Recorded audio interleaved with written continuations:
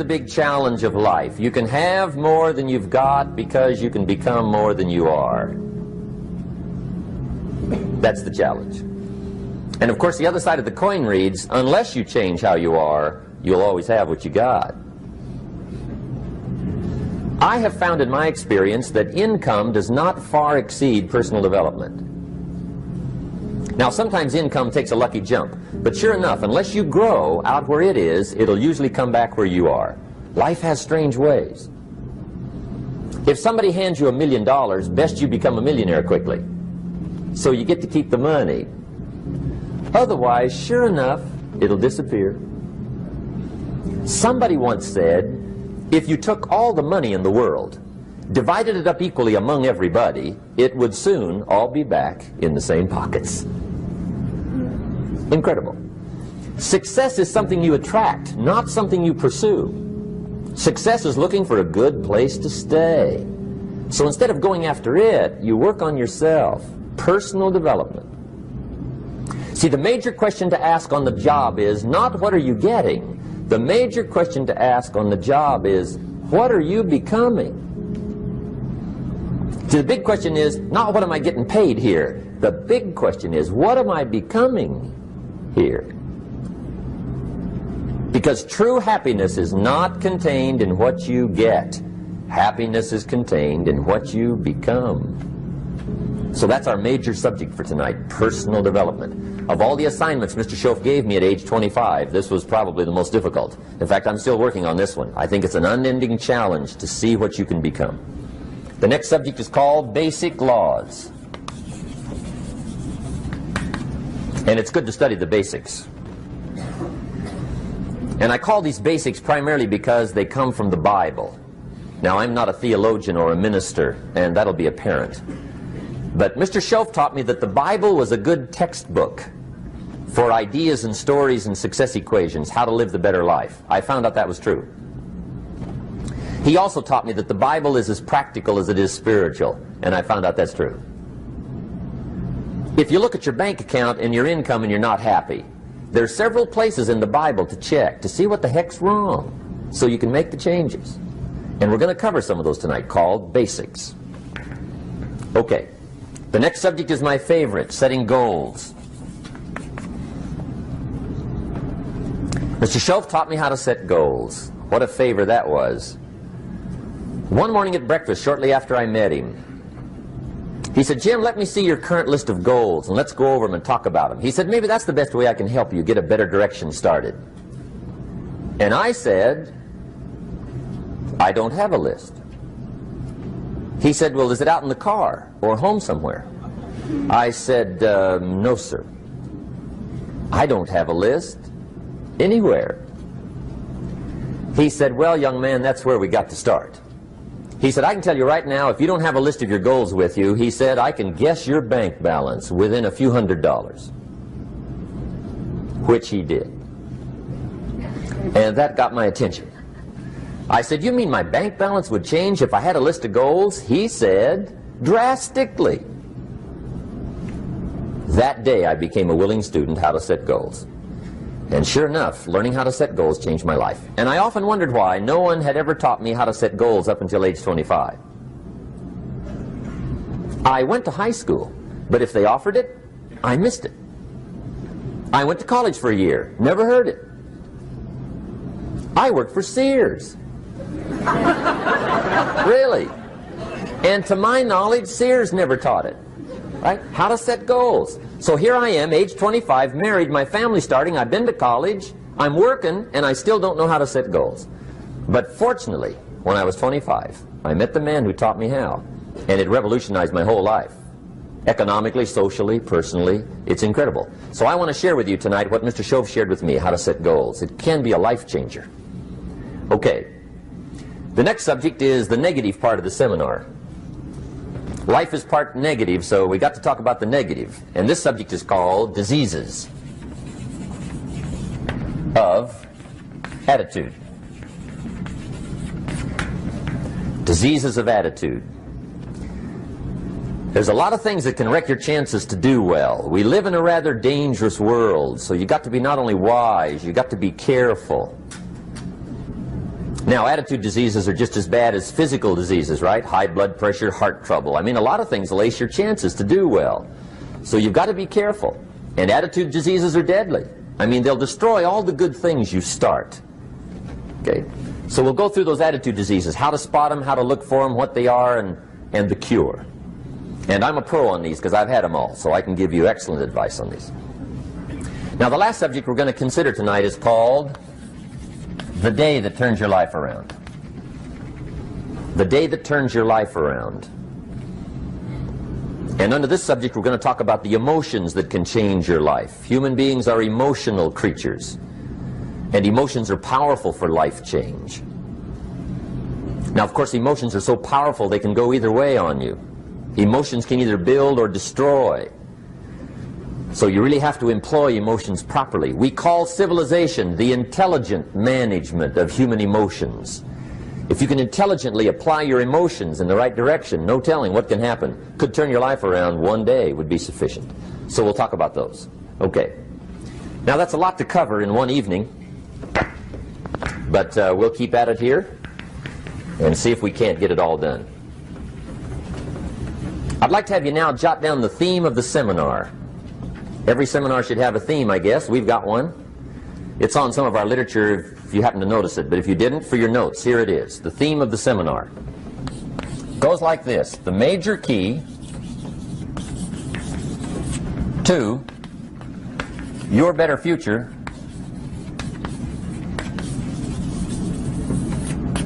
is you. That's the theme of our seminar tonight. The major key to your better future is you. And I'd like to have you underline two words just to give it some added punch. Underline the word major and the word you, so that it reads, the major key to your better future is you. Now, my first suggestion is transfer this to a card or something where you can put it up, where you can see it every day. Preferably put it up where you can see it at the beginning of the day, before you go off to put the day together. This is a good phrase just to glance at, to keep in mind as you're putting the day together. It's called the silent seminar. If you'll just let this talk to you during the day, I found it to be tremendously helpful. The major key to your better future is you. For a big share of my life now, I didn't have this one quite figured out, among a lot of things I didn't have quite figured out. Many things used to puzzle me back in those early days. I used to wonder why two people could work for the same company, one make twice as much money. Now, see, that used to puzzle me. And maybe they were the same age, graduated from the same school, live in the same community, work for the same company, with the same products and the same services. They've got the same traffic, the same problems, and one makes $1,000 a month, the other one makes $2,000 a month. Now that was my puzzling question. Why would this long list be the same and the money twice as much? I asked, what's the difference between $1,000 a month and $2,000 a month? And I don't mean $1,000 a month, right? I could figure that out. But what makes the difference? Why would one person do twice as well, 3 times as well? Speaking economically. Now, I know there's more than one way to do well. I understand that. But in this little narrow area called compensation, what's the difference? Well, back then, with my faulty thinking, I'm trying to reason it out. I thought, well, maybe time makes some of the difference, right? Some people do better because they have more time. I used to say, Harold ought to be able to do well. He's got a lot of time. If I had all of Harold's time, I could do well. Now, that's got to be dumb, right? Number one, you can't get somebody else's time. A guy says to me one time, he says, you know, if I had some extra time, I could make some extra money. I said, then forget it. There isn't any extra time. Hey, when the clock strikes 12 midnight, that about wraps it up, right? I mean, you can look around the gongs there for a little more, but it's over. You say to the guy, what are you doing? He says, I'm looking for extra time. See, they'll come and take you away, right? There isn't any more time. Now, if you can't get more time, which you can't, what could you get more of that would make a difference in economic results? And here's the key word.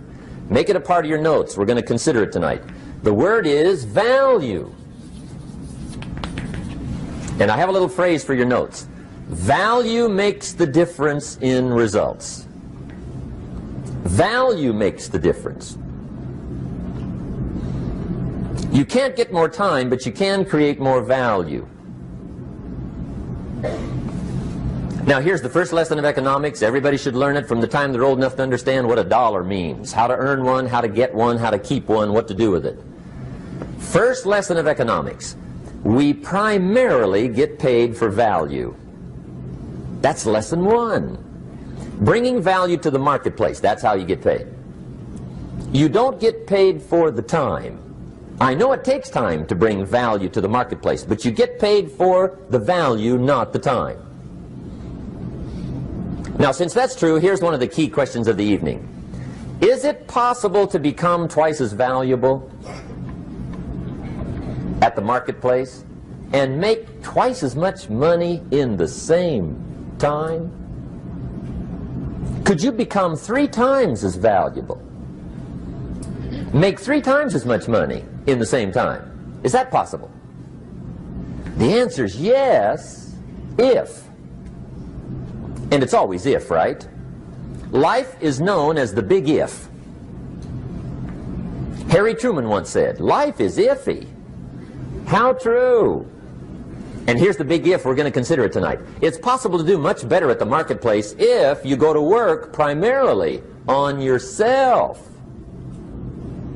And that's the theme of our seminar tonight. Learning to work primarily on yourself. People have asked me for the last 24 years, how do you develop an above-average income? And the answer is, become an above-average person. Develop an above-average handshake. Some people want to be successful, they don't even work on their handshake. As easy as that would be to start on. They let it slide, they don't understand. Develop an above-average smile. Develop an above-average excitement. Develop an above-average interest in other people. Develop an above-average intensity to win. See, that'll change everything. Probably one of the most frustrating experiences in life is looking for an above-average job with above-average pay without becoming an above-average person. It's called frustration.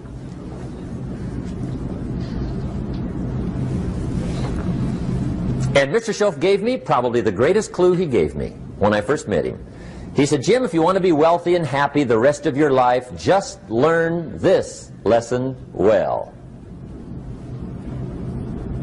He said, learn to work harder on yourself than you do on your job.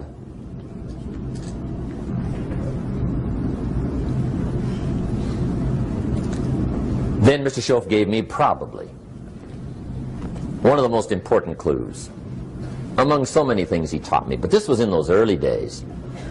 Mr. Schoaf was very kind, but he was also very abrupt. And he had these interesting questions to ask. I'm giving him a little rundown one day on how things hadn't worked out for me. He said, Mr. Rohn, I've got the answer for you if you will listen carefully. And listen carefully I did that day and for the next 5 years. If somebody's wealthy and happy, you gotta listen. He said, Jim, I've only known you a short time. But he said, it's already my honest opinion that for things to change for you, you've got to change. That wasn't quite the answer I was looking for. But that's the answer he gave me, and I pass it along to you on this warm summer evening in Anaheim, California, 1981. For things to change for you, you've got to change. Otherwise, it isn't going to change.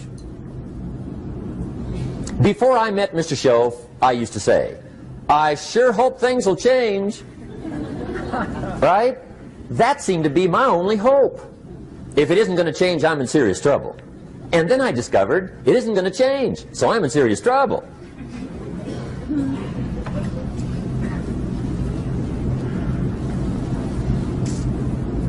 See, I can tell you what the 80s are going to be like. You have dropped into the right place. I did a seminar one time for Standard Oil executives and management in Honolulu. And we're having a conference one day around this big conference table. And one of them said to me, Mr. Rohn, you know some fairly important people halfway around the world. What do you think the 80s are going to be like? I said, gentlemen, I do know the right people. I can tell you. So they all listened very carefully. And I said, gentlemen, based on my wide experience, I can really honestly say to you, in my opinion, in the 80s, it's going to be about like it's always been. Aren't you glad you came? That's inside. I don't pass that around just everywhere. Now, of course, I said that to make a point, but I also said it because it's accurate. It's going to be about like it's always been. It isn't going to change. The tide comes in, and then what? It goes out. For 6,500 years that we know of, recorded history, and probably long before that. So it is not going to change. It gets light, and then what? It turns dark. 6,500 years. See, it's not likely to change. And we're not to be startled by that. If the sun goes down, the guy says, what's happened, what's happened? It means he hasn't been here long, I guess, right? It always goes down about this time.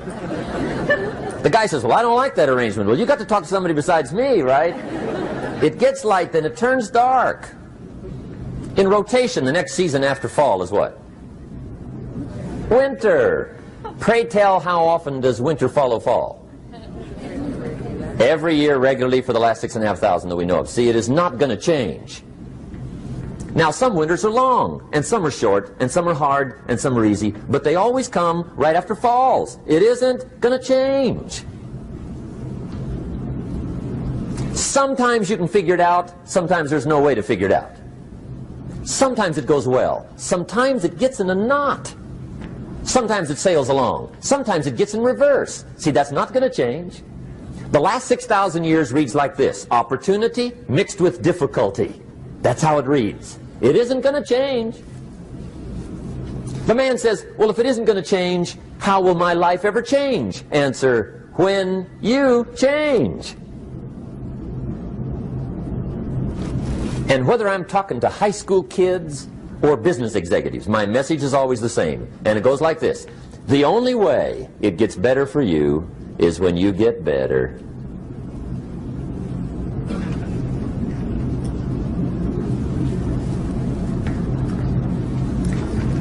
Let me give you the 4 major lessons in life to learn. Here's 4 majors. It's good to study the majors. In our weekend seminar we teach. Some people don't do well because they major in minor things. You've got to be on the lookout. At the end of every week, end of every month, you've got to check, make sure you're not spending major time on minor things. We go through that whole series. Majors and minors. Now, let me give you 2 phrases before we get to the 4 majors. This will set it up and you'll see where I'm going. 2 key phrases for your notes. Here's the first one. Life and business is like the changing seasons. That's the first phrase. Life and business is like the changing seasons. One of the best ways to describe life, it's like the seasons. Frank Sinatra sings, life is like the seasons. Now here's the second phrase. Very important. You cannot change the seasons, but you can change yourself. You can't change the seasons, but you can change yourself. And see, that's how life gets better for you, not by chance, but by change. Now, here's the 4 major lessons in life to learn. I've got my first book finished. Came out a couple of weeks ago. This is in it. The 4 major lessons in life to learn. Here they are. Number 1, learn how to handle the winters. That's lesson 1. They come right after falls with regularity. Some are long, and some are short, and some are hard, and some are easy, but they keep coming. You must learn to handle the nights. They come right after days. You must learn to handle difficulty. It comes right after opportunity. You must learn to handle recessions. They always follow progressions. For the last 6,000. See, it isn't going to change. The lesson you must learn is how to handle it. And there's all kinds of winters, right? The winter when you can't figure it out. The winter when it all goes smash. The winter when it turns belly up. The winter when it won't work, when you've run out of money and you've got a broken heart. See, those are winter times. There's all kinds. Economic winters, social winters, personal winters. When your heart is smashed in 1,000 pieces and the nights are unusually long, your prayers seem to go no higher than your head. It's wintertime. Barbara Streisand sings, "It used to be so natural to talk about forever, but used to be's don't count anymore. They just lay on the floor till we sweep them away. You don't sing me love songs, and you don't say you need me, and you don't bring me flowers anymore." A song of winter. But see, the disappointments come. Those are normal. That's part of life. But the question is, how do you handle it? How do you handle the coming winters and the disappointments and the down times? Well, you can't get rid of January by tearing it off the calendar. But here's what you can do. You can get stronger, you can get wiser, and you can get better. The winters won't change, but you can. And that's how life changes for you. See, before I understood, when it was winter, I used to wish it was summer. I didn't understand. When it was hard, I used to wish it was easy. I didn't know. And then Mr. Schoaf gave me a part of his very unique philosophy when he said, "Don't wish it was easier, wish you were better." See, that triggered my whole life change. Don't wish for less problems, wish for more skills. Don't wish for less challenge, wish for more wisdom. That's the key. So that's lesson 1, learn how to handle the winters. Here's lesson 2, learn how to take advantage of the spring. That's the second one. Spring is called opportunity. And spring follows winter. What a great place for it. If you were going to put it somewhere, that'd be the place to put it, right after winter. And pray tell, how often does spring follow winter? Every year with regularity, 6,000. You can almost count on it. See, opportunity always comes. Days follow nights. Isn't that terrific? Opportunity follows difficulty. But here's what you must learn to do. Underline these 2 words in that key phrase. Take advantage. Underline those 2. You must learn to take advantage of the spring. See, just because spring rolls around is no sign you're going to look good come fall. You got to do something with it. In fact, you have to get good at one of 2 things in life. Planting in the spring or begging in the fall. Or get somebody to do it for you. See, those are about the only alternatives. Now here's what else you must do. Take advantage of the springs quickly, because there's only a few. Just a handful of springs have been handed to each of us. They don't come forever. Life is fairly brief. So you got to read every book you can get your hands on what to do with your springs while they're here. And take advantage, they soon run out. The Beatles wrote, "Life is so short." And for John Lennon, it was extra short. But life is brief. Elton John sings, "She lived her life like a candle in the wind." It's brief. So whatever you're going to do with your life, you got to get at it. Don't just let the springs pass. Here's the third major lesson in life to learn. Learn how to protect your crops all summer. You got to take care of what you start. Sure enough, as soon as you've planted your garden in the spring, the busy bugs and the noxious weeds are out to take it. And here's the next bit of truth. They will take it unless you prevent it. And that's the third major skill to learn. You've got to learn to prevent the intruder from taking all the good you start. It's one of the challenges. Here's two key phrases under number 3. First one, all good will be attacked on this planet. Maybe not the next one we get to, but on this one, all good will be attacked. Every garden will be invaded. Not to think so is naive. And here's the second phrase. All values must be defended.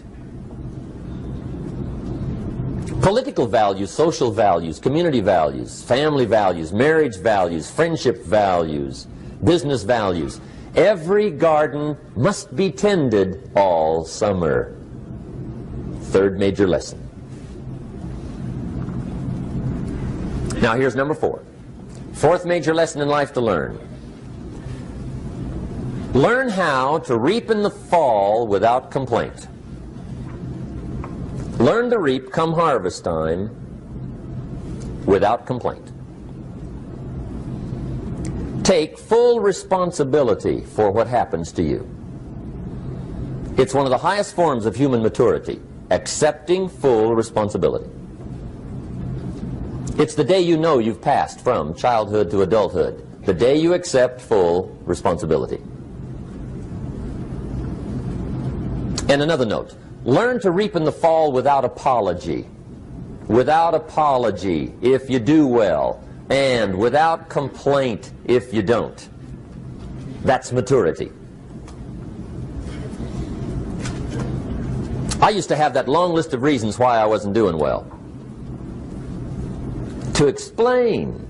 You got to explain, right? Otherwise you're going to look bad. I used to have this funny list called Reasons for Not Looking Good.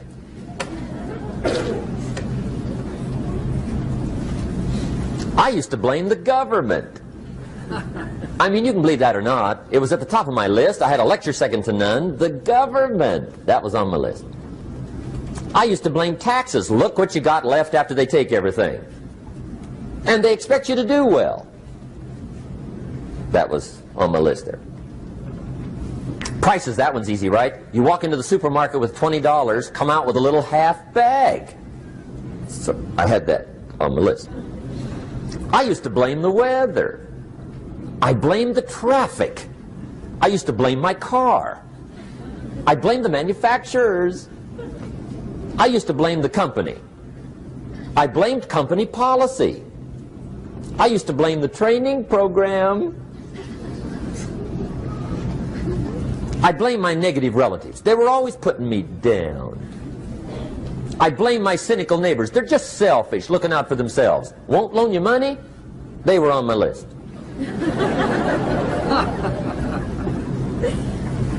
I used to blame the economy. I blamed the community.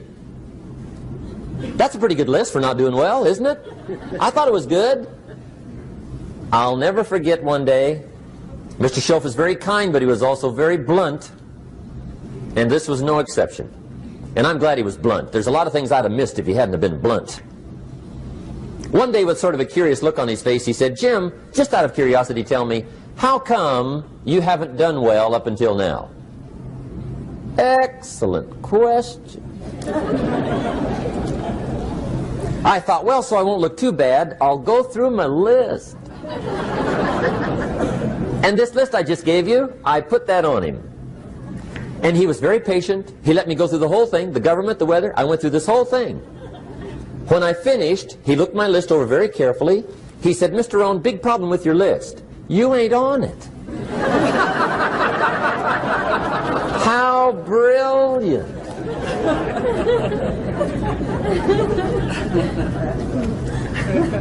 When I went to work for him a few months later, I learned very quickly to tear up my list, reasons for not doing well, and I threw it away. And I got me a fresh piece of paper. And I put one word on it. Me. There's a Black Heritage spiritual that says, "It's not my mother nor my father, nor my brother nor my sister, but it's me, O Lord, standing in the need of prayer." See, I used to blame everything outside. And then let me give you a little philosophy that helped turn my life around. For your notes, here it is. It's not what happens that determines the quality or the quantity of your life. It's not what happens. And the reason is because what happens happens to about everybody. No different. The sun went down on all of us last night. A common event, a happening. And I found out that the same things can happen to two different people. One gets rich and one stays poor. Why is that? It's because it's not what happens, but rather it's what you do that changes everything. So that's a key phrase. It's not what happens, it's what you do. What happens is about the same. You might put that in parentheses here. Same. What people do, that's what's different. Anything can happen, right? Everything can happen. I've heard all the stories. I've been one of the stories. Hey, we could all tell stories all night long, right? Happenings. Anything can happen. Have you heard of Murphy's Laws? Anybody here heard of Murphy's Laws? Okay, most of you have. Murph had these laws. One of them was, if anything can go wrong, it will. That's one of Murphy's Laws. He was not one of the great positive speakers of the day. But anyway, it's still true though, right? Anything can go wrong, everything can go wrong. For sure. I've fallen out of the sky so many times. Once to the tune of a couple of million. Devastating. Took me a while to survive that one. Now, it wasn't all that much, but it was all I had. Right? I mean, that's when it's much, right? When it's all you got. If you got 3, 2 go, you got 1 left, you ain't looking that bad. But when it all goes, has anybody been there when it all went? Anybody? Come on, the rest of you liars. Go ahead. Hey, we've all been there, right? When it all went. Of course, it used to be a long time ago, right? When you ran out of money, got to 0, you were all through. Heck, now you can whistle right on by 0, right? I mean, they will bury you. That's what they will do.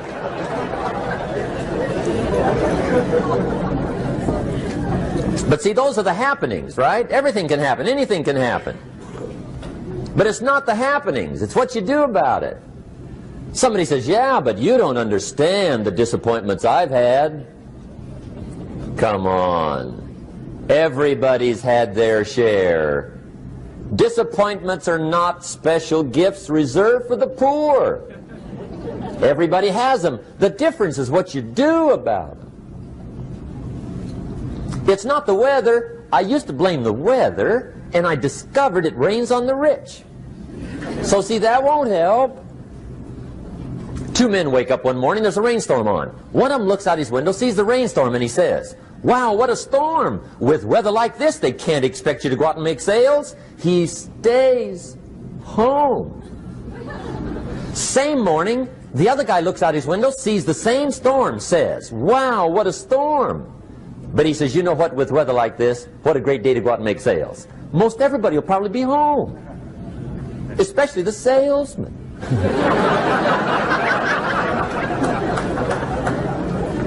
See, that's the difference in how your life works out. It's not what happens, it's what you do. So here's one of the key questions of the evening. Starting tomorrow, what are you going to do that'll make a change in your life's direction? Good question. What are you going to do starting tomorrow that'll make a difference? Now see, if you don't do something starting tomorrow that'll make a difference, guess what? It's gonna be the same. And see, that way you can guess what the next 5 years are going to be like. Look at the last 5. Because the next 5 are going to be like the last 5 unless you, major key, tomorrow, change it all. Or change a little, or change something, or don't change. It's choice time. You can do whatever you want. But it's nice to know any day you wish you can change your whole life.